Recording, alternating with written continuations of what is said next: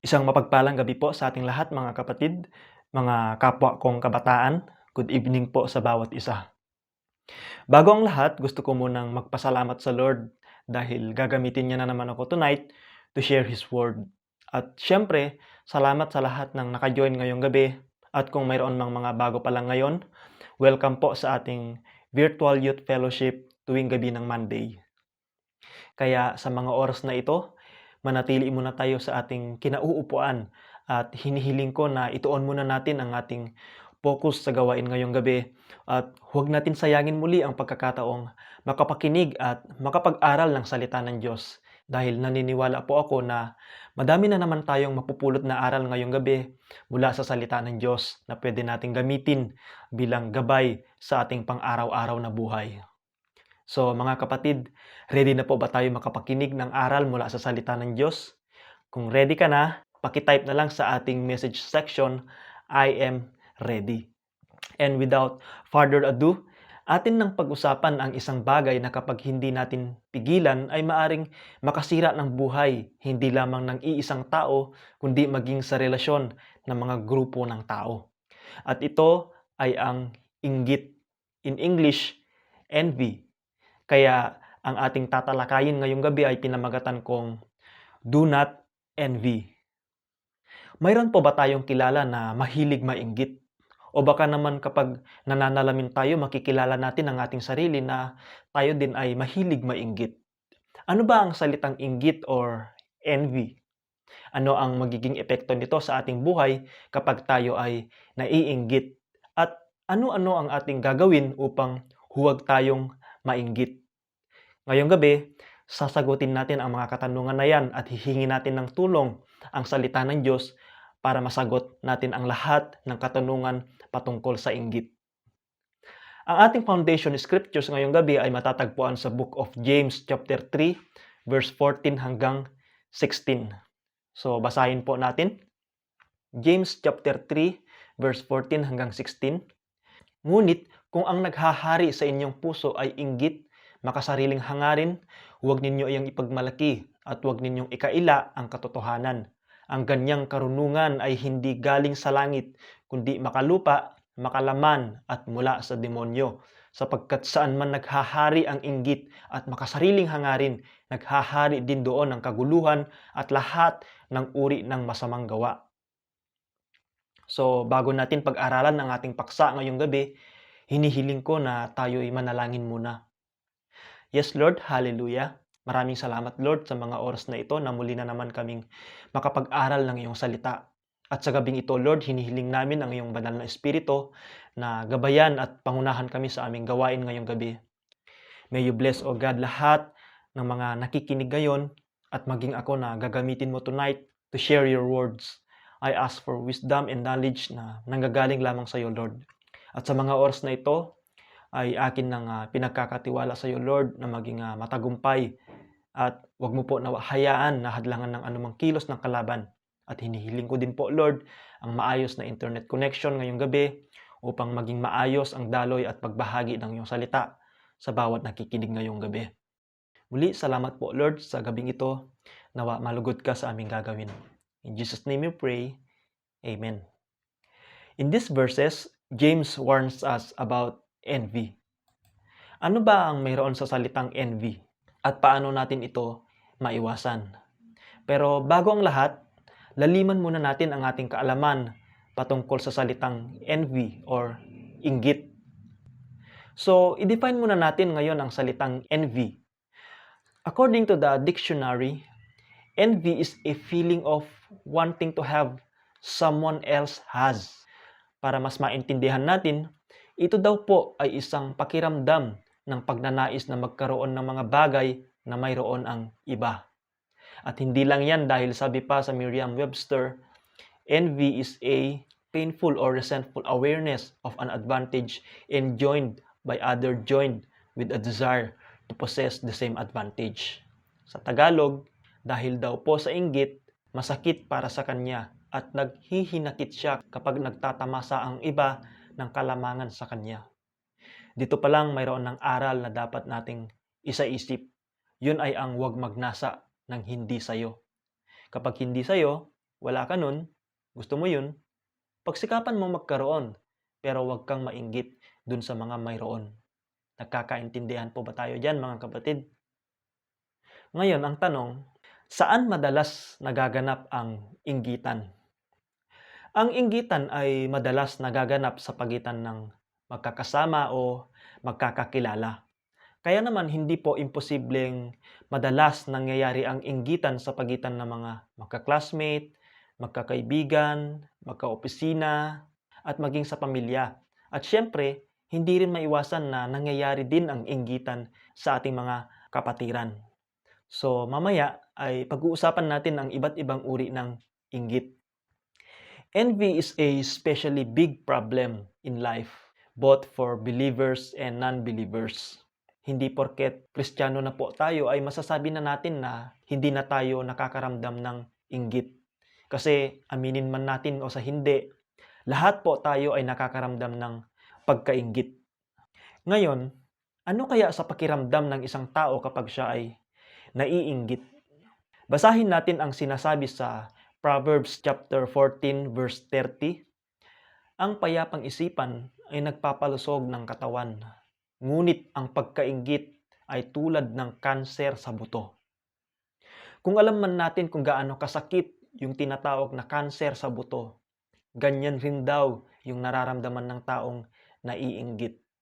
Kaya kung may ibang sakit na sinasabing tagos sa laman, yan daw inggit, tagos hanggang buto. Dahil ang taong naiinggit ay nakatingin sa mga bagay na mayroon ang iba na wala sa kanya. Kaya ang ending, nai-insecure siya, nakakaramdam ng lungkot, mayroong sama ng loob, galit at naiirita.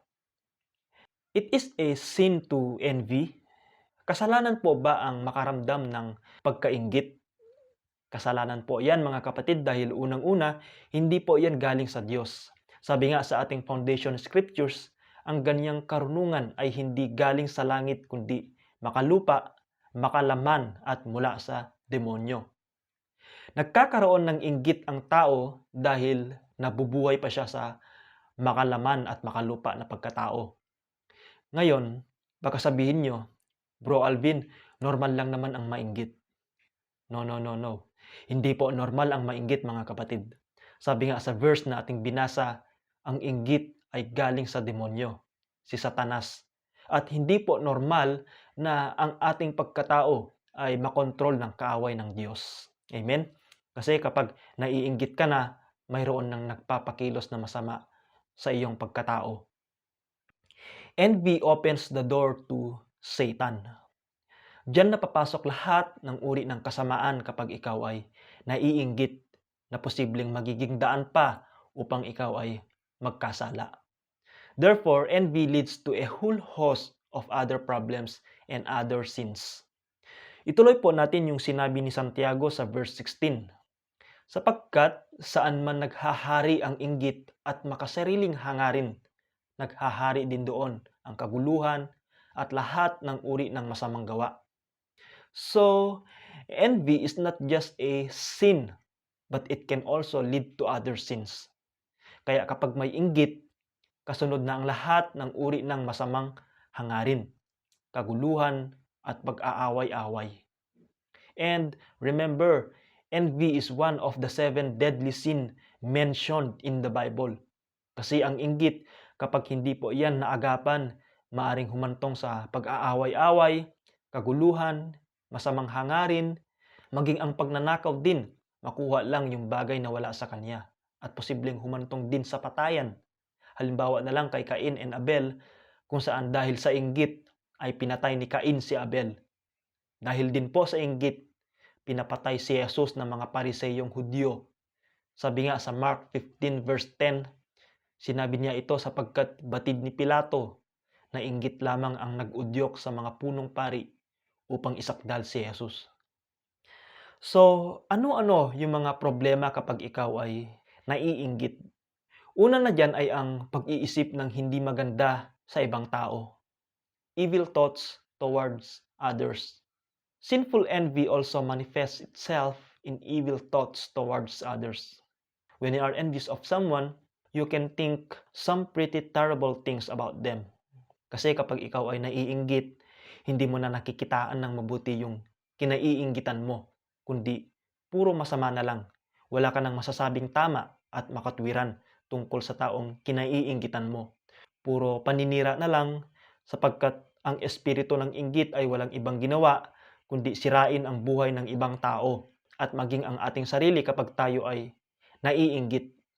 Halimbawa, yung kapitbahay mo biglang yumaman, ngayon nagtataka at nag-iisip ka ng masama na kaya siya yumaman kasi iniisip mo na baka nagnakaw siya kahit hindi naman totoo. Ang isa pa sa mga problema rito ay yung pagkainggit sa masama, envying the wicked. Sabi sa Proverbs chapter 24 verse 1, "Do not envy the wicked, do not desire their company." May mga taong puno ng inggit kung saan pati mga taong gumagawa ng masasama ay kinaiinggitan. Buti pa siya nagkodigo kaya pumasa. Buti pa siya patulog-tulog lang sa trabaho tapos malaki ang sweldo. Buti pa siya nandaya tapos yumaman. Buti pa siya gumamit ng illegal na droga tapos naging milyonaryo. Mga kapatid, ayaw po ng Diyos na tayo ay mainggit sa mga taong gumagawa ng hindi mabuti. Sabi nga sa Psalm chapter 37 verse 1, "Do not fret because of evil men or be envious of those who do wrong." Pangatlo ay ang envy destroys human relations. Delikado po ang inggit. Ito ang pinakamalakas sumira ng relasyon ng magkakapatid, magkakaibigan, magkatrabaho, o sa anumang uri ng organisasyon. Halimbawa sa mga magkakapatid, naiinggit si ate kasi si bunso na lang ang laging pinupuri ni nanay. Naiinggit si bunso kasi mas matalino si kuya kaysa sa kanya. O di kaya si kuya ang favorite ni nanay kaya naiinggit si bunso. Kaya naman dahil dun, hindi maiwasan ang pag-aaway-away sa isang pamilya. Kaya kung ano man yung mga inggitan na nangyayari sa loob ng tahanan, wag na natin dalhin pa hanggang sa ating pagtanda. Sa mga friends din natin, nasisira ang relasyon ng magkakaibigan dahil sa inggit. That's why they say your best friend can become your worst enemy.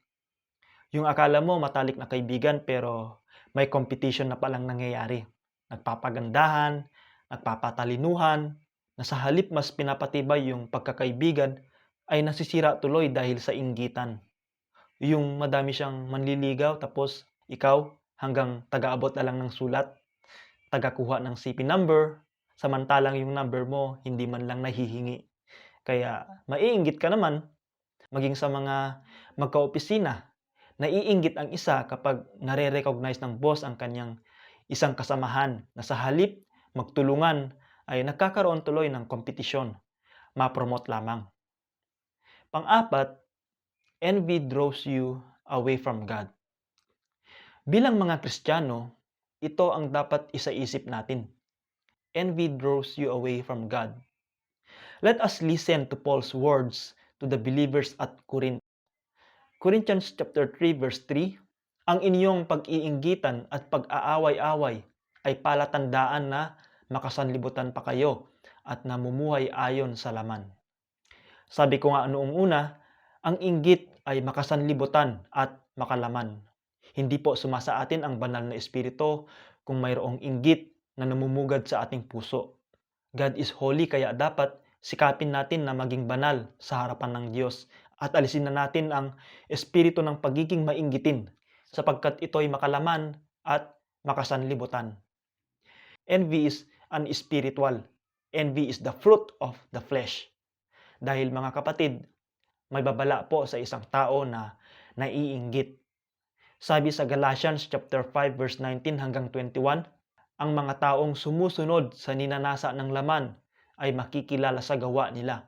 Sexual na imoralidad, kalaswaan, kahalayan, pagsamba sa mga Diyos-Diyosan, pangkukulam, pagkapuot, pag-aaway-away, pagkasakim, pagkagalit, pagkawatak-watak, pagkahati-hati, pagkainggit, paglalasing, pagkahilig sa kalayawan, at iba pang kasamaan. At sabi dun, binabalaan ko kayo tulad ng ginawa ko noon. Ang mga namumuhay ng ganito ay hindi mapapabilang sa kaharian ng Diyos. This is the warning, mga kapatid. Envy will keep many people from entering God's kingdom. Kaya I pray tonight na mawala sa puso ng bawat Kristiyano ang anumang uri ng pagkainggit in Jesus' name. In Jesus' name. Ngayong alam na natin na hindi maganda sa isang tao ang pagkakaroon ng inggit, atin naman pag-usapan ang mga paraan upang maiwasan o mapigilan ang pagiging mainggitin, sapagkat mahalaga ito upang maiwasan natin ang masamang idinudulot nito sa ating buhay. So, let me share with you 7 ways that can help us to stop being envious. So, ang unang-una ay recognize that you are envious and confess it as sin. Di ba po, ang kasalanan bago tuluyang mawala sa atin, kailangan muna natin i-confess sa Lord. So, ganun din po ang inggit dahil ito isang kasalanan rin. Sabi nga sa James chapter 3 verse 14, if you harbor bitter envy and selfish ambition in your hearts, do not boast about it or deny the truth. Mga kapatid, recognizing your envy means looking at yourself honestly. If you struggle with envy, don't deny it. Confess it to God as sin. At tanggapin ang kanyang pagpapatawad.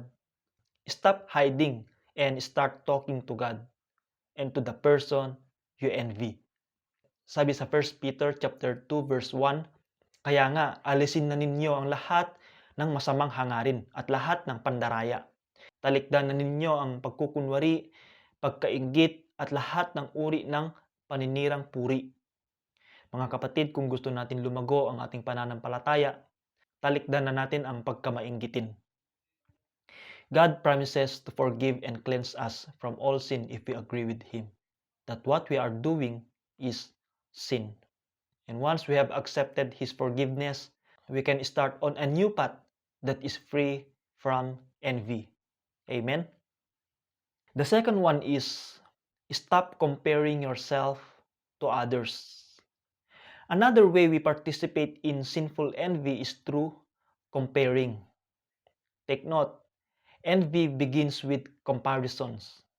Envy compares self with other people. When King Solomon observed the world around him, he wrote this in the book of Ecclesiastes chapter 4 verse 4. Sabi niya, nakita ko rin na nagsusumikap ang mga tao at ginagawa ang lahat ng makakaya dahil naiinggit sila sa kanilang kapwa. Wala itong kabuluhan para silang humahabol sa hangin. Nahuhulog tayo minsan sa ganitong patibong. And yes, comparing is a trap and an illusion. Mga kapatid, we waste so much time wishing we could be someone else. Lalo na kung ang taong iyon ay nagnanais din na maging katulad ng iba. Yung classmate mo mataas ang binigay na grado kaysa sayo, kaya tuloy nakakapag-isip ka ng masama na hindi niya deserve yun dahil tingin mo mas magaling ka sa kanya. At hindi lang yan dahil maging yung narating ng iba, gusto rin natin. Yung mayroon sa iba na wala sa atin. Hindi matapos-tapos ang pagkukumpara ng sarili sa iba, kaya ang ending ay naiinggit. Sabi pa sa 2 Corinthians chapter 10 verse 12, we do not dare to classify or compare ourselves with some who commend themselves.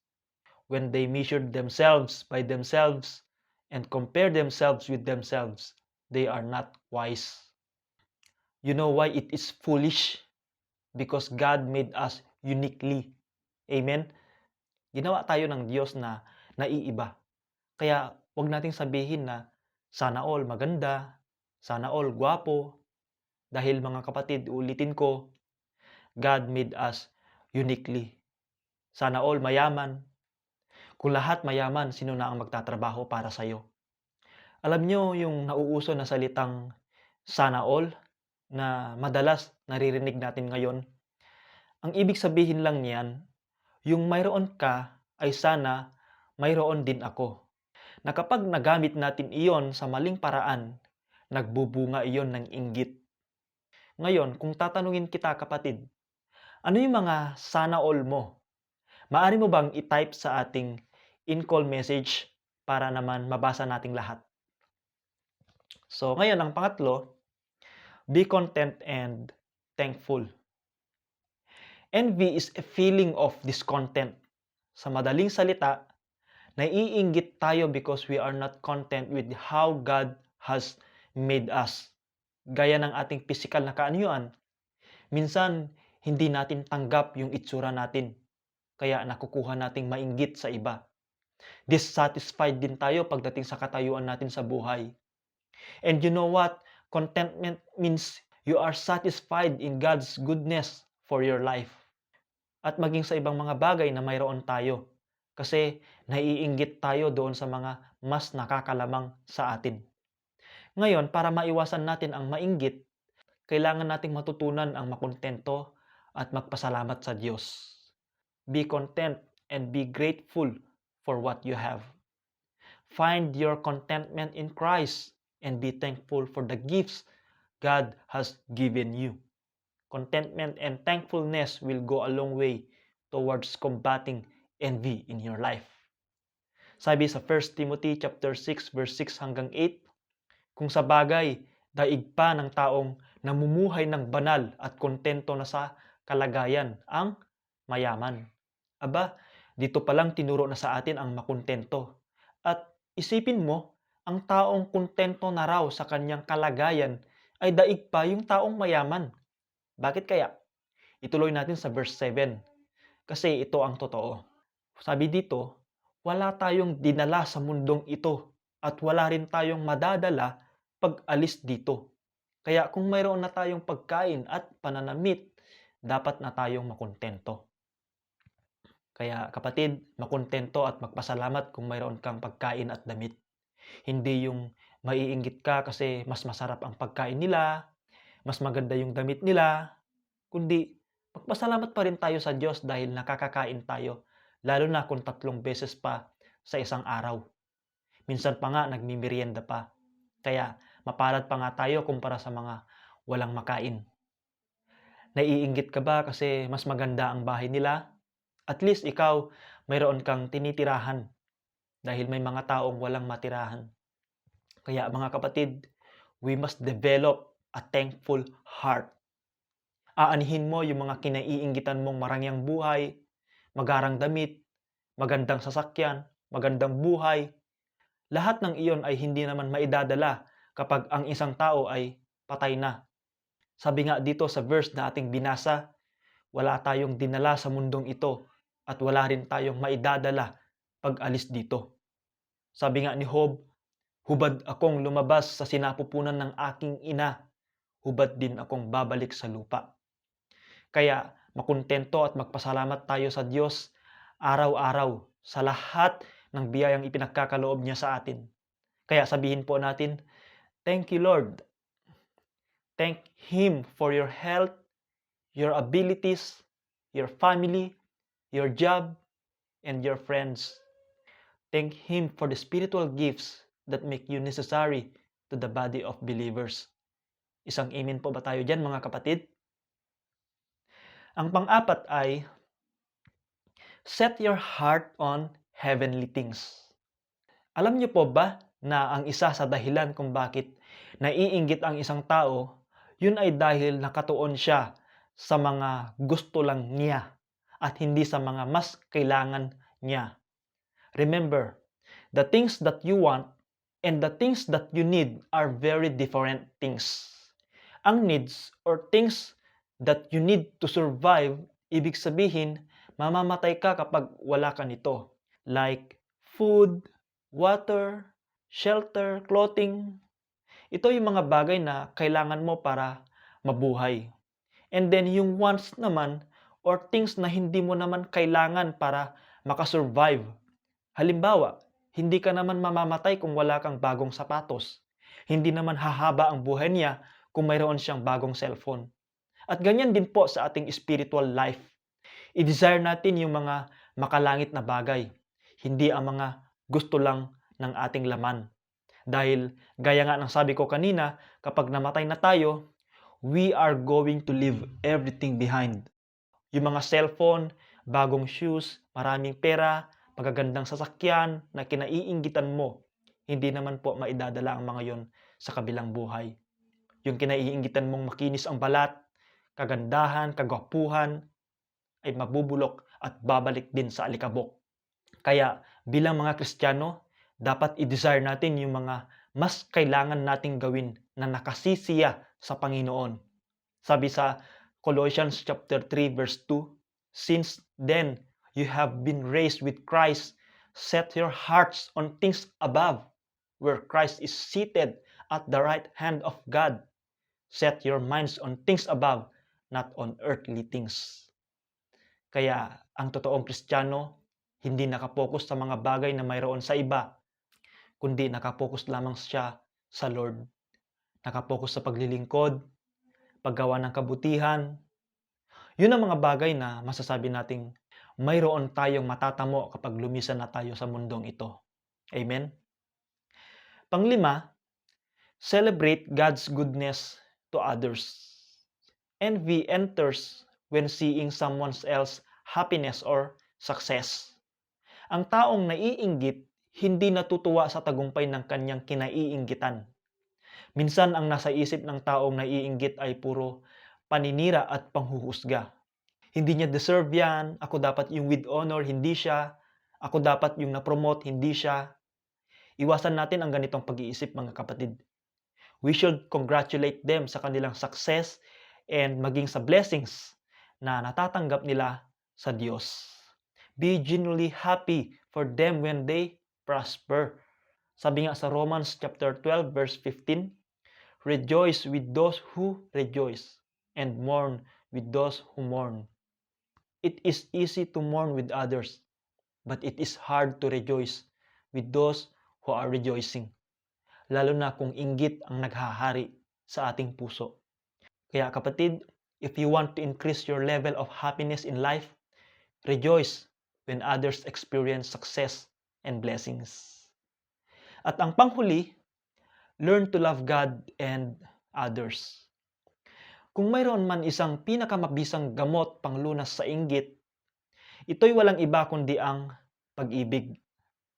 Kasi ang dahilan kung bakit tayo naiinggit is because we fail to love others. If you love your spouse, you will rejoice if he or she gets an award or special recognition, right? But if you envy someone else's success, it means that you don't love them. It means you love yourself more than you love them. Sabi sa 1 Corinthians chapter 13 verse 4, love is patient, love is kind. Sabi pa dito, it does not envy. Love does not envy. Ang inggit po ay kontra sa pag-ibig. Dahil ang pag-ibig ay hindi naiinggit. Hindi nagkakaroon ng inggitan ang magkakapatid kapag mayroong pagmamahal. Walang inggitan sa friendship kung ang bawat isa ay nagmamahalan.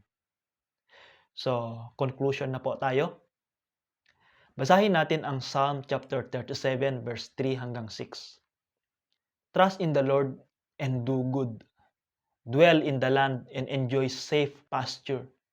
Take delight in the Lord, and He will give you the desires of your heart. Commit your way to the Lord. Trust in Him, and He will do this. He will make your righteous reward shine like the dawn, your vindication like the noonday sun. Mga kapatid, trust God when life seems unfair. Sabi nga sa definition ng envy na binasa natin noong una, ang taong nakakaramdam ng inggit, nagkakaroon ng hinanakit, hindi lang sa kapwa niya tao, kundi maging sa Diyos. Lord, nag-review naman ako ng mabuti pero bumagsak pa rin ako sa exam. Bakit ako lang ang hindi pumasa sa amin, Lord? Lord, yung iba binibless mo samantalang ako hindi. Lord, sila may trabaho na pero ako wala pa rin. Ang unfair naman, Lord. Kapatid, kapag dumating ka na sa punto na nasasabi mong it's not fair, you have already fallen into the trap of envy. Because you doubt God's goodness in your life. Wala ka pang job, tapos sila mayroon na. Yumayaman sila, tapos ikaw hindi. Tumataba sila, tapos ikaw payat pa rin. May talent sila tapos ikaw wala. May Christmas bonus sila tapos ikaw wala. Malaki natatanggap nila sa scholarship tapos ikaw kaunti lang. Kaya naman minsan kine-question mo ang Diyos. Kaya kapatid, walang paborito ang Diyos. God's love is the same for everyone. Kaya kung sa tingin mo pinagpapala ng Diyos ang iba tapos ikaw hindi, relax and trust God, kapatid. Believe that He knows what's best for you and trust Him when life seems unfair. Amen?